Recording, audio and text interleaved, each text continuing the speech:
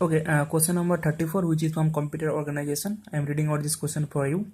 The size of physical address space of processor is 2 to the power p bytes. The word length is 2 to the power w bytes. The capacity of cache memory is 2 to the power n bytes. The size of each cache block is 2 to the power m words.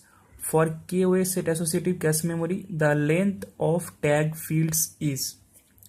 Okay, so it is given that physical address space is 2 to the power p bytes, word length is 2 to the power w bytes, and cache memory is 2 to the power n bytes, and cache block is 2 to the power m word.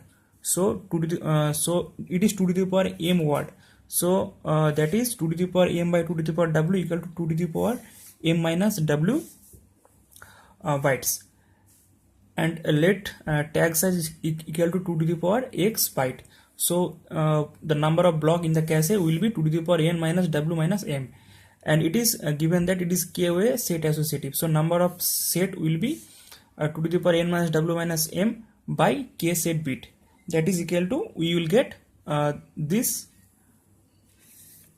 equation. From this equation we will get that tag bit equal to p minus w minus this equation.